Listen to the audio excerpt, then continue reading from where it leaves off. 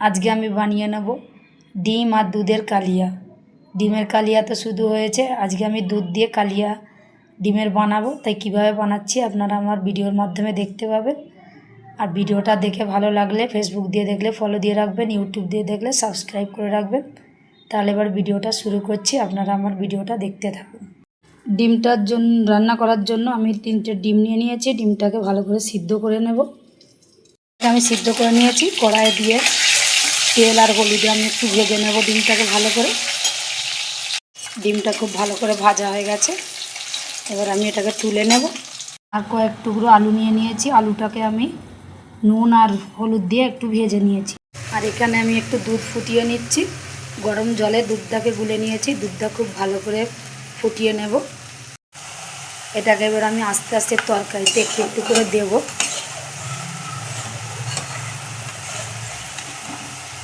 ওই তেলেতেই আমি একটু ফোড়ন করে নেব। ফোড়নে দিয়ে দিচ্ছি কয়েকটা এলাচ আর দারচিনি, আর দিয়ে দেবো একটু শুকনো জিরে।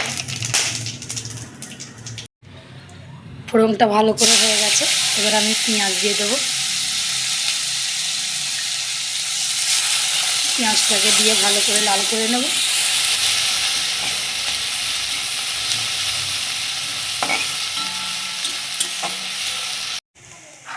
পেঁয়াজটা খুব ভালো করে লাল হয়ে গেছে, এবার দিয়ে দেবো একটু আদা রসুন বাটা।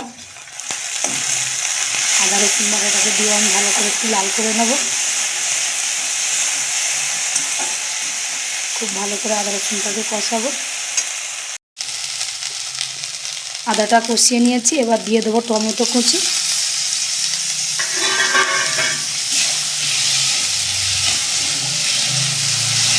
টমেটো, আদা, রসুন, পেঁয়াজ সব একসঙ্গে আমি ভালো করে কষিয়ে নেবো একটু ভালো করে।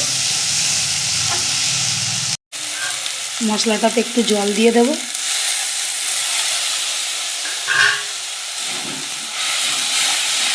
দিয়ে আরও একটু আমি কষাবো। এবার এই মশলাটার উপরে একটু দিয়ে দেবো নুন,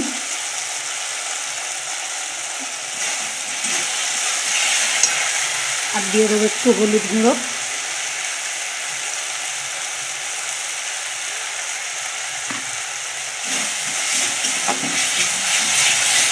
সব মশলাগুলো দিয়ে একে একে করে কষবো।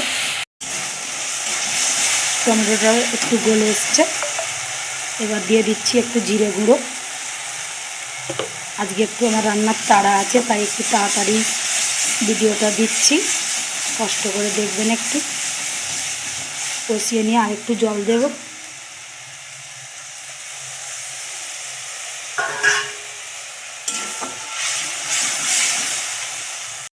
মশলাটা খুব ভালো করে কষিয়ে নিয়েছি, টমেটোগুলো সব গলে গেছে। এবার ওইটা আমি একটু দুধটাকে ঢেলে দেব, যে দুধটাকে ফুটিয়ে নিয়েছিলাম। দুধটাকে দিয়ে একটু কষাবো।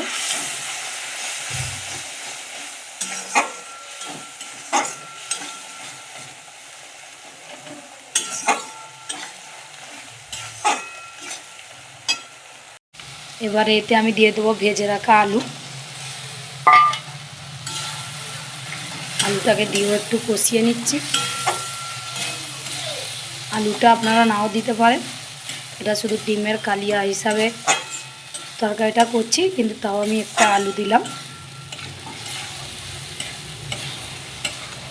আলুটা অর্ধেক ভেজে সিদ্ধ হয়েছে, আর এইটাতে দিয়েছি যতটুকু কাঁচা আছে হয়ে যাবে, তাই আলুটাকে দিয়ে আমি একটু কষিয়ে নেব। আলুটাকে দিয়েও আমি একটু কষিয়ে নিয়েছি খুব ভালো করে। এবার আমি দুধটাকে দিয়ে দেবো, যে দুধটাকে ফুটিয়ে রেখেছিলাম সবটাকে দিয়ে দেবো। আগে একটু দিয়েছি, এবার এই দুধটাকে দিয়ে এটাতেই গ্রেভিও হবে, আর আলুটাও যা সিদ্ধ হতে বাকি আছে হয়ে যাবে। খুব ভালো করে ফুটিয়ে নেব। আলুর ঝোলটা খুব ভালো করে ফুটে গেছে, এবার আমি ভেজে রাখা ডিমগুলো দিয়ে দেব। ডিমগুলোকে একটু ঝোলে ভালো করে ডুবিয়ে দেব, দুধের সঙ্গে ভালো করে ডুবিয়ে দেব। ঝোলটা খুব ভালো করে ফুটে গেছে দুধটা। এবার আমি এতে একটু গরম মশলা দিয়ে দেবো।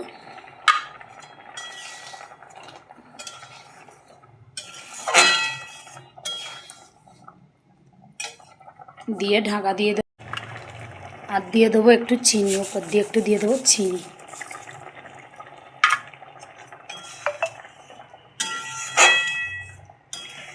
যেহেতু দুধ দেওয়া আছে তাই জন্য আমি চিনিটা দিলাম। দুধে না মিষ্টি হলে আজ তরকারিটা ভালো লাগবে না, তাই একটু চিনি দিলাম। তরকারিটা হয়ে গেছে, এবার আমি ঢেলে নেব। তরকারিটা হয়ে গেছে, আমি ঢেলে নিয়েছি।